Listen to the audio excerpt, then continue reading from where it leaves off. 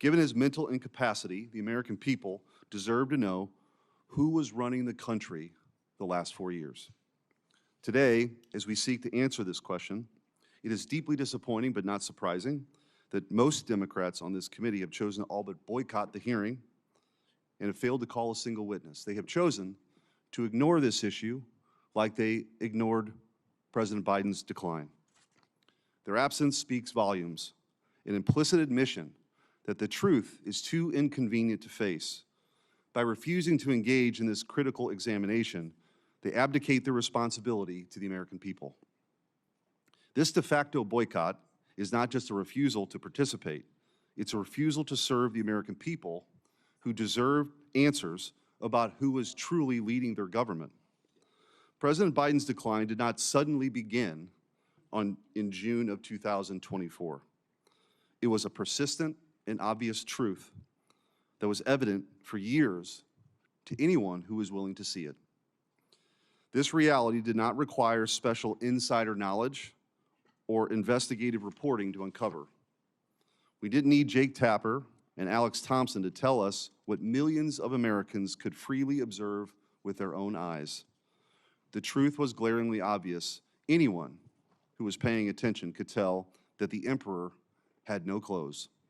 I believe there is a constitutional crisis. It's the collapse of Congress asserting its Article I authority to make decisions about the well-being of the American people. What has this Senate debated in the months that we've been here, other than nominations? Have we discussed the possible war with Iran? Have we had a serious discussion on the floor about the massive and mounting debt? Have we had any discussion about the abdication of congressional spending authority by the impoundment actions of an administration? Have we had a discussion about climate change that is causing havoc throughout the world? What we've done is gone to the floor and haven't debated. We've gone to the floor and voted on nominations. There's another issue of great concern to me, because I have enormous respect for my colleagues. Each and every one of us who was elected, it's the highest honor of our life. Each and every one of us came here because it is in our bones that we want to try to do something beneficial and make life better for the people we represent. And we have different points of view. But instead of this Congress debating those different points of view about oil exploration, or about clean energy, about a good healthcare system, what we do is turn that debate into personal accusations of motivations, of cover-up, of conspiracy, of bad character, of demeaning folks who disagree with us. So we never get to the discussion about how do we have a healthcare system that works for the people in Texas, the people in Louisiana, and the people in Vermont. We never get to the discussion about, are we going to deny the reality of what we know is true, climate change, and how do we address that in a way that maintains a strong economy and actually builds a strong economy? We get into the accusations that if you disagree with me, you're a left-wing radical. We get into these discussions that if you disagree with me, you're a Marxist. We get into these discussions that fan the perception of the people we all represent, who desire nothing more than be able to take care of the families, live with some security, make a contribution in the communities where they live. That if a person disagrees with you, they are a bad person. We will get nowhere with that approach. Now, so many of the things that happened in the Biden administration, I totally supported, and many of you totally opposed. Those are policy disagreements. He came in with COVID. We got through COVID. We can debate about how we did it, but that was an accomplishment. The American Rescue Plan, we had the biggest jobs creation in the history of the country. The CHIPS and Science Act, acknowledging that we have to have a strong economy and be able to have the best chips here manufactured in the United States. We did that. The Federal Disaster Program, improved significantly. And I can go on. And I'll take up something where we didn't do well, and that's immigration. You won that argument. But does it mean that those who disagreed with you and along the way were bad people, should be labeled Marxist, should be condemned? The American people ultimately gets to decide. But to the extent that we have a responsibility that we share, Republicans and Democrats, whichever side of the issue you're on, is to debate the issue and not debase the people who are in the debate. That's what I see as the crisis that we're facing in this Congress. Our refusal to engage in the serious discussion about the issues that are having such an impact on the people we represent. The Biden White House's widespread use of an auto pen to affix President Biden's signatures to documents that exercise executive powers belonging solely to the president poses significant constitutional, legal, and practical considerations. Once the president's signature is copied and loaded into the auto pen, the machine can sign documents as the president himself would. To be blunt, by using the auto pen, anyone can sign documents as the president himself. Now, to be clear, I'm not here today to suggest that the auto pen is bad. It's just technology. I'm here today because of questions concerning President Biden's capacity and whether the auto pen was used to usurp presidential power or to conceal the president's decline.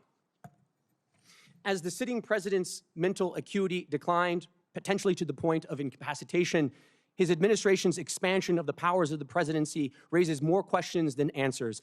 Any investigation into this matter should focus not only on whether President Biden directed or authorized subordinate staff to take action in certain instances, but whether he had the capacity to do so at all.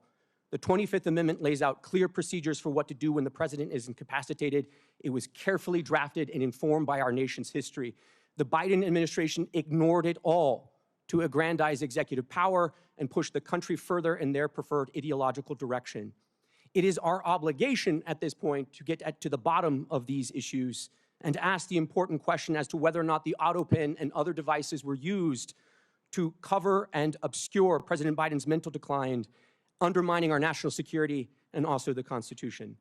Thank you for the opportunity to testify this morning. This is incredibly important. I mean, you look at what the administration did, you look at what the Democratic Party did, you look at what the legacy media did. It is absolutely inexcusable. It is not only dangerous, it's disgusting. And the American people deserve better. And the fact that we have none of my Democratic colleagues over here, that this entire dais is empty, that what they allowed to happen, that they are not interested in correcting it for the future is absolutely mind-blowing. And so when we're looking at what Joe Biden did while he was in office, you have a disastrous withdrawal from Afghanistan. I mean, leaving equipment, leaving allies, changing the way the world viewed us. You look at an emboldened Russia, Iran. You look at what happened, obviously, with China and those conversations with Joe Biden. You look at millions flooding across our border. You look at a ton of unaccompanied children coming across, hundreds of thousands. You look at hundreds of thousands of Americans dead because of fentanyl poisoning. You look at record high inflation. Who was in charge? And the fact that not one Democrat colleague can show up and try to get answers to that, I hope the American people see that for exactly what it is. And so my questions to you is, how do we prevent this in the future? So we know that the 25th Amendment in the 1960s, we take a look at that. Section 4 was purposefully vague to allow for some flexibility. Clearly, it either didn't work or we have some people we need to hold accountable for not stepping up. So I want to know from you all, what do we need to do? Do you think that there need to be more guardrails when it comes to Section 4? Do you think that we need some more standards to evaluate that? And if so, what should those standards be? And Professor Harrison, I'd like to start with you.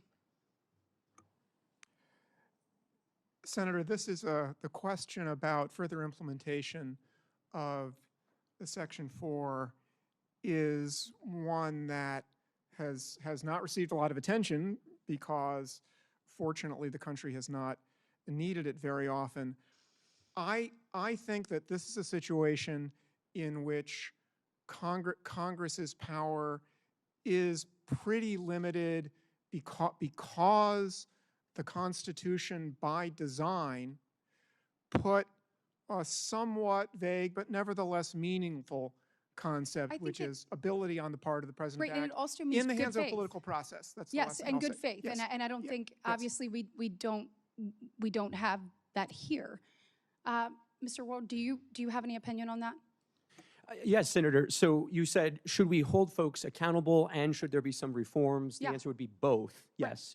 So, your colleague on the Democrat side who did attend, Senator Welch, said, hey, this is just kind of retrospective. We need to move on. I would strenuously disagree with that. The only ability to move forward is if there's an accounting of what was undertaken under the Biden staff, the Biden personnel, the bureaucrats, and the cabinet.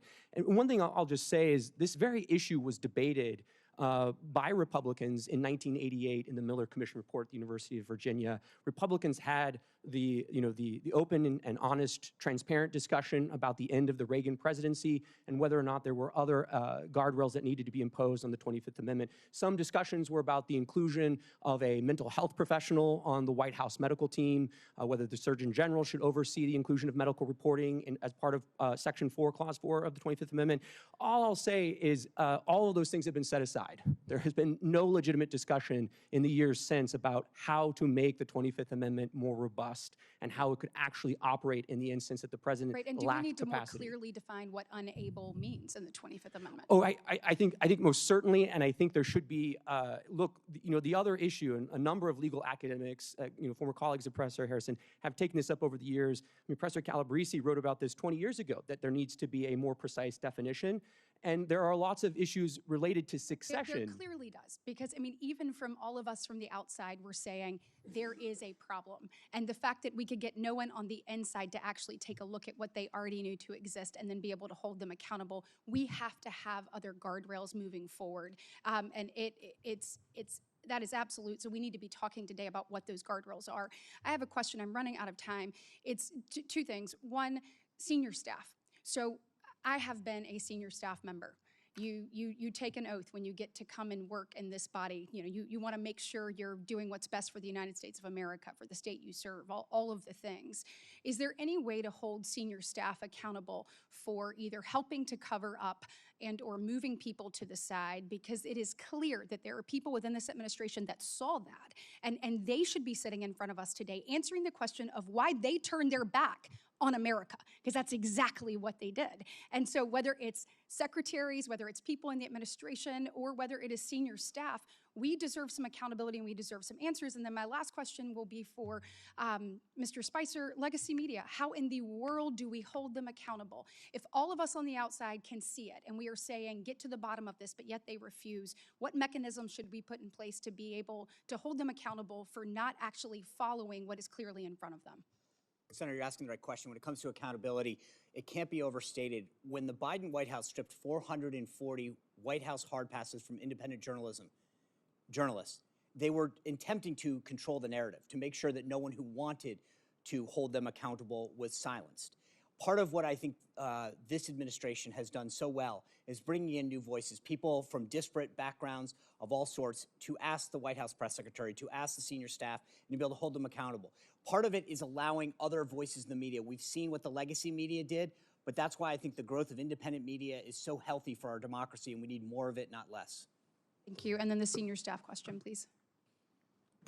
Yeah, look, Senator, I mean, senior staff from the first Trump administration were brought in before committees and investigated for their participation in drafting the president's remarks on January 6th, for drafting a speech.